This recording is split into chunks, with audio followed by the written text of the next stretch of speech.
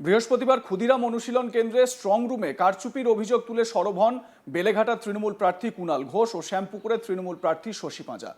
ইভিএমে কারচুপি হতে পারে এই আশঙ্কা করেন স্বয়ং তৃণমূল সুপ্রিমো মমতা ব্যানার্জিও। প্রার্থী হিসেবে রাত 8টা নাগাদ নিজে পৌঁছে গিয়েছিলেন শাখাওয়াত মেমোরিয়াল স্কুল অর্থাৎ স্ট্রং রুমে।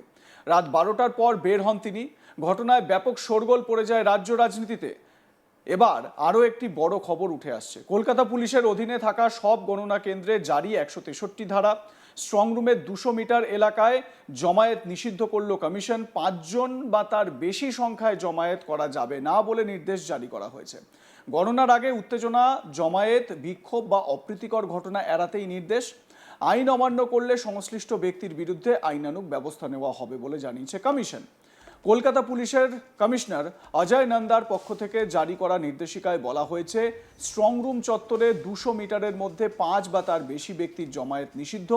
করা যাবে না মিছিল, সভা, বিক্ষোভ, শোভাযাত্রা বা কোনো ধরনের জনসমাবেশ। পাথর, ইট বা ক্ষতিকর বস্তু বহনেও নিষেধাজ্ঞা জারি হয়েছে। এমনকি নির্বাচন কমিশনের অনুমোদনহীন কোনো সামগ্রী ওই 200 মিটারের মধ্যে নিয়েও যাওয়া যাবে না। তবে ডিউটিতে থাকা পুলিশ কর্মী, কেন্দ্রীয় বাহিনী, নির্বাচনী দায়িত্বে থাকা সরকারি কর্মীদের ক্ষেত্রে এই নির্দেশিকা প্রযোজ্য নয় বলেও জানিয়ে দিয়েছে কমিশন। সূত্রের খবর, স্ট্রং রুমের নিরাপত্তায় কোনো ঝুঁকি নিতে নারাজ কমিশন ও পুলিশ। তাই গণনা কেন্দ্রগুলির নিরাপত্তা সুনিশ্চিত করতে এই পদক্ষেপ করা হয়েছে।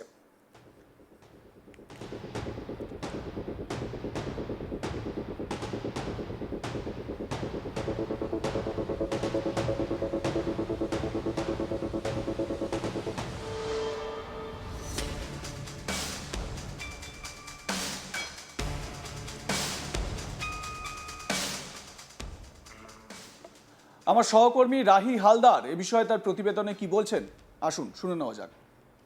ভবানীপুর যে যে জায়গা, ভবানীপুর বিধানসভা কেন্দ্রে যেখানে ভোট বাক্স রাখা হয়েছিল, যে স্ট্রং রুম, এই যে সেই স্কুলের সামনেই একদম রয়েছে আমরা।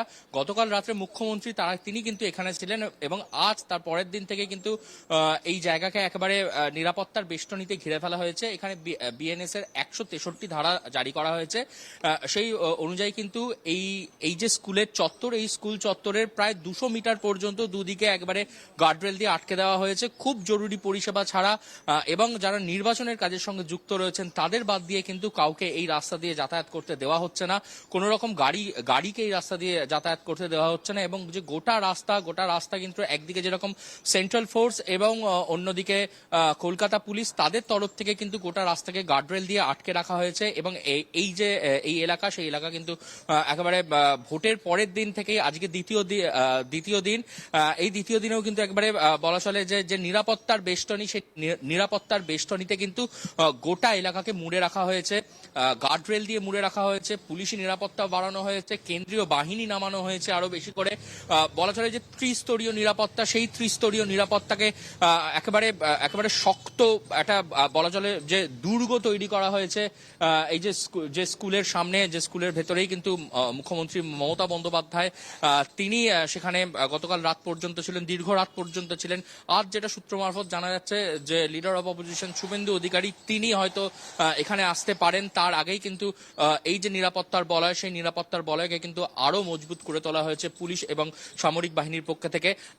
আরো কিন্তু অধিকতর যেমন কলকাতা পুলিশ মোতায়েন করা হয়েছে, ঠিক সেভাবেই কিন্তু একাধিক পরিমাণে কেন্দ্রীয় বাহিনী, তাদেরকেও মোতায়েন করা হয়েছে। 2 কোম্পানি কেন্দ্রীয় বাহিনী কিন্তু সকাল থেকে এখানে মোতায়েন হয়েছেন এবং সেই কেন্দ্রীয় বাহিনীরা কিন্তু একবারে এলাকায় যেরকম ভাবে টহল দিচ্ছেন, রাস্তার 2 মোড়ে এই যে রাস্তা, এই রাস্তার একদম অর্থাৎ থিয়েটার রোডের দিক এবং পিছনের যে এই রাস্তাটা যেখানে গিয়ে শেষ হচ্ছে, সেই দুদিকে কিন্তু গার্ডরেল দিয়ে ঘিরে দেওয়া হয়েছে। এবং তার সামনে কিন্তু ব্যাপক সংখ্যক কিন্তু যে সেনাবাহিনী, সেই সেনা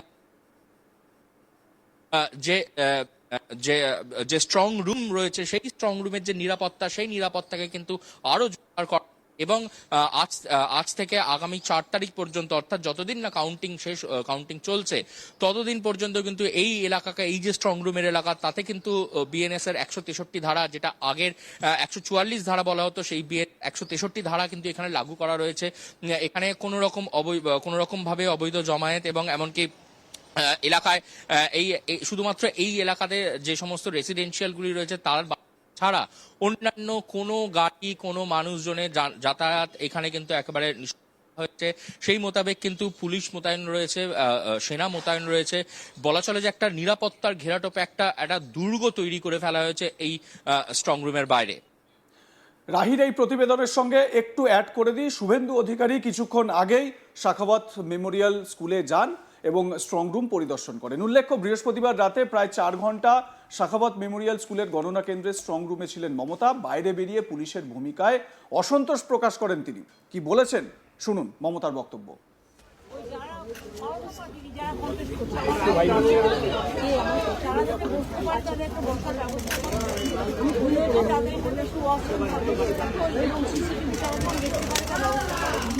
আর ক্যান্ডিডেট এবং প্রিপারেশন এই যে তারা ওপরে যে কোনো একজন থাকতে পারে। আর দুই হচ্ছে যে ওই প্রেসকে বলছে ভেতরের ব্যাপারটা প্রেসে যাতে ওয়ার্ক করতে পারে, কারণ এটা ট্রান্সপারেন্সি মেনটের জন্য। কারণ তোমরাও তো সারাক্ষণ নজর রাখো কোথায় কি হচ্ছে না হচ্ছে, এবং তোমাদের জানবার অধিকার আছে। সেই জন্য আমি এটা রিকোয়েস্ট করি যে যদি বাইরে একটা সিসিটিভি দেওয়া যায় প্রেসের জন্য তাহলে ভালো হয়। আরো বলা হয় যদি এখানে একটা সেট করে দেওয়া যায়। যার জন্য আমি যারা বাইরে ছিল এজেন্টদের ভেতরে একটা ছাদের তলায় বসা লাগছে, কারণ ওরা বাইরে দাঁড়িয়ে ছিল ভিড়ছিল। সব পার্টি যে পার্টিরই আসবে, আমার কাছে এখানে পার্টি কোনো ম্যাটার নয়। আমার কথা হচ্ছে অধিকার প্রত্যেকেরই আছে, কিন্তু যেহেতু সাইক্লোনটা হচ্ছে আর যে কোনো সময় ইলেকট্রিবিউশন হতে পারে, ব্যারিকেডটা পড়বে কিন্তু প্রেসের জন্য একটা জায়গা করে দেওয়া উচিত, এবং তারা যাতে সিসিটিভি দেখতে পারে, ওয়াচ করতে পারে। কিন্তু এখানে নয়, সারা বেঙ্গল এটা করাই উচিত। সবটাই যদি নেতাজি ইন্ডোরে যেটা আমরা দেখেছি ক্ষুদিরামে, এটা হলে তো মুশকিল না। আমাকে তো দেখতে হবে মানুষ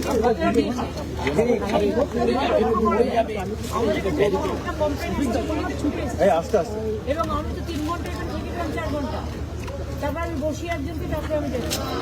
ইভিএম কারচুপির কোনো আশঙ্কা করছেন? আর সেই জন্যই তো, কারণ ওখানে একমাত্র ওয়ান সাইডেড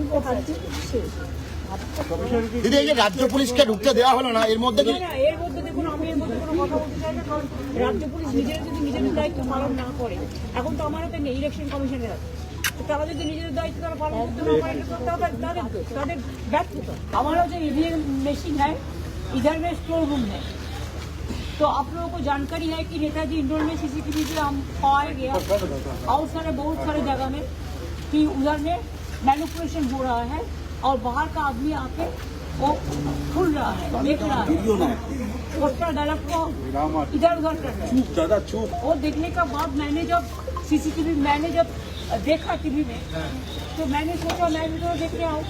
तो पहले तो सेंट्रल फोर्सेस मेरे को एंटर ही करने नहीं देते थे। उसके बाद पूछा किसी से, बोला नहीं हम लोग हमको जाने का हक है, बिकॉज वो लोग पहले किसी को अंदर में जाने नहीं देते। আপনাদের মতামত জানাতে থাকুন, দেখতে থাকুন আজ তাক বাংলা। সাবস্ক্রাইব করুন আমাদের ইউটিউব চ্যানেলটি।